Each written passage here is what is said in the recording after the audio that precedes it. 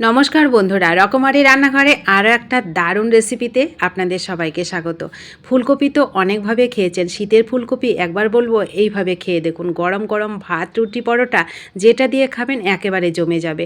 তার জন্য লাগবে দুটো ডিম আর একটা ফুলকপি। একটা ফুলকপির পুরোটা লাগবে না, আমার কিছুটা ফুলকপি লাগবে। প্রথমে ডিমটাকে একটা বাটিতে ভেঙে নিলাম আর কয় কোয়া ফুলকপি নিয়ে নিলাম, ভালো করে একটু হালকা গরম জলে ধুয়ে নিয়েছি। এবার এটাকে একটা গ্রেটারে দিয়ে গ্রেট করে নেব। গ্রেট করে নিলে খাবারটা বানাতে অনেক সুবিধা হয় আর খেতে অসম্ভব মজার এই ফুলকপি ডিমের এই খাবারটা। তো আমার গ্রেটারে দিয়ে গ্রেট করা হয়ে গেল। এইবার ডিমের মধ্যে গ্রেট করা ফুলকপিগুলোকে দিয়ে দিলাম। এইবার এখানে দেব 1 চামচ পেঁয়াজ গ্রেট করে, দিয়ে দেবো এখানে একটু লঙ্কা গ্রেট করে দিয়েছি, আর দেবো পরিমাণ মতো লবণ, আর একটু দেবো হলুদ, আর এখানে দিয়ে দেবো আরও স্বাদ বাড়ানোর জন্য ভাজা জিরে ধনে ভেজে গুঁড়ো করে রাখা ছিল 1/2 চামচ মতন দিয়ে দিলাম। ব্যাস, এইবার ভালো করে মেখে নেব। আপনার ঘরে যদি মাছ মাংস থাকে আপনি সেটাকেও ছেড়ে এটা দিয়ে খাবেন, এত মজার আর এত সুস্বাদু লাগে ডিম আর ফুলকপির এই খাবারটা। তো দেখুন ভালো করে আমি মেখে নিয়েছি। এইবার এটাকে আমি এইভাবে করে নেব। একটা তাওয়া বসিয়ে দিলাম উনুনে, তাওয়াতে একটু বেশ খানিকটা তেল দিয়ে তেলটাকে একটু ছড়িয়ে দিয়ে এই যে এটাকে ভালো করে ছড়িয়ে দিলাম। দিয়ে এবার গ্যাসটাকে একেবারে লো করে রেখে আমি একটু ঢেকে রাখবো মিনিট 5-এর জন্য। মিনিট 5-এর জন্য এটা ঢেকে দিলে খুব সুন্দর সেদ্ধ হয়ে যাবে ফুলকপিটা, আর খুব সুন্দর ভাপে কিন্তু রেডি হয়ে যাবে। এটাকে আপনারা এইভাবে করে নিয়ে এটাকে কিন্তু আবার ডুবো তেলেও ভেজে নিতে পারেন, কিন্তু আমি আর ডুবো তেলে ভাজবো না।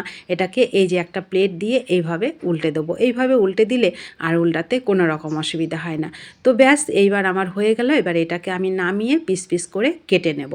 পিসটা আপনারা যেমন খাবেন, বড় ছোট আপনাদের কম বেশি করে নেবেন। তো আমি এটাকে নামিয়ে নিলাম প্লেটে, এটাকে ঠান্ডা করে পিস করে কেটে নেব। এইদিকে উনুনে আবার কড়াই বসিয়ে দিয়ে দিলাম সর্ষের তেল 2 থেকে 3 চামচ মতন, দিয়ে এখানে একটু তেজপাতা গরম মশলা জিরে ফোড়ন দিলাম, একটু পেঁয়াজ একটা মিডিয়াম সাইজের পেঁয়াজ দিয়ে দিলাম ঝিরিঝিরি করে কেটে, ওটাকে একটু হালকা হাতে ভেজে নেব। কাঁচা গন্ধ চলে গেলে একটা টমেটো এখানে কেটে দিলাম। টমেটোটাকেও একটু কাঁচা গন্ধ যাওয়া পর্যন্ত ভেজে নেব। তারপরে কয় কোয়া রসুন আর একটুখানি পেঁয়াজ আমি গ্রেট করে দিয়েছি, ওটাকেও হালকা করে ভেজে নেব কাঁচা গন্ধ যাওয়া পর্যন্ত। ব্যাস হয়ে গেল। এইবার আমি এখানে দিয়ে দেবো হচ্ছে কাজু বাদাম বাটা। 6 থেকে 7টা কাজু বাদাম আমি বেটে দিয়েছি, একটু আদা আর কাঁচা লঙ্কা এর সাথে। তো ব্যাস, এইবার এখানে দিয়ে দেবো পরিমাণ মতো একটু হলুদ, মানে যতটা হলুদ লাগবে কালারের জন্য হলুদটা দিলাম, লঙ্কার গুঁড়ো দিলাম কাশ্মীরি লঙ্কার গুঁড়ো, কারণ কাঁচা লঙ্কাটা আমি বেটে দিয়েছি এখানে, জিরের গুঁড়ো দিলাম, আর হচ্ছে দিয়ে দিলাম সামান্য একটু চিনি। ব্যাস, এইবার অল্প একটু জল দিয়ে আমি এটাকে গ্যাসটাকে একেবারে লো করে রেখে খুব সুন্দর করে এই মশলাটাকে আমি কষিয়ে নেব। এই মশলাটা যত ভালো কষানো হবে খাবারের স্বাদটা কিন্তু তত বেশি ভালো হবে। দেখুন আমি আরও 2বার জল দিয়ে আমি এই মশলাটাকে সুন্দর করে কষিয়ে নিয়েছি। তো আমার মশলা কষানো রেডি। এইবার আমি এখানে হালকা একটু গরম জল দিয়ে দেবো, 2 বাটি মতন জল দেব। জল দিয়ে এই ঝোলটাকে ভালো করে ফুটিয়ে নেব। তো সাথে দিয়ে দেবো 2টো কাঁচা লঙ্কা।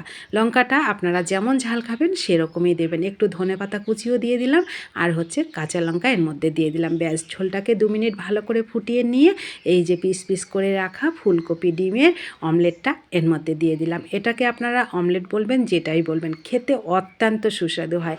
রাতে ডিনারে যদি এরকমভাবে ফুলকপি আর ডিমের এই রেসিপিটা থাকে, গরম গরম আপনি রুটি পরোটা যেটা খাবেন একেবারে জমে যাবে, এত মজার। আপনার ঘরে মাছ মাংস না থাকলে এই রেসিপিটা একদিন তৈরি করে খেয়ে দেখতে পারেন, অসম্ভব মজার লাগবে। আর পরিবারের সবাই চেটেপুটে খাবে, এত মজার আর এত সুস্বাদু এই খাবারটা খেতে হয়। তো বন্ধুরা, কেমন লাগলো আমার এই ছোট্ট রেসিপিটা অবশ্যই কমেন্ট করবেন, ভালো লাগলে অনেক শেয়ার করবেন। নতুন বন্ধু হলে চ্যানেলটা সাবস্ক্রাইব করে আমার পাশে থাকবেন। যারা পাশে আছেন তাদেরকে আমার অসংখ্য অসংখ্য ধন্যবাদ ও ভালোবাসা।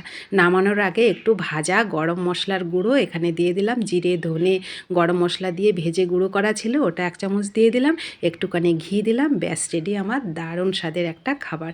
তো অবশ্যই কমেন্ট করবেন, ভালো লাগলে শেয়ার করবেন, নতুন বন্ধু হলে চ্যানেলটা সাবস্ক্রাইব করবেন। এই দিয়েই এই রাতের ডিনারটা একবার জমিয়ে খেয়ে নেবেন, দেখবেন দারুণ লাগবে। তো দেখা হবে আপনাদের সঙ্গে নতুন কোনো রেসিপিতে। ততক্ষণ সকলে অবশ্যই ভালো থাকবেন এবং সুস্থ থাকবেন। ধন্যবাদ সবাইকে।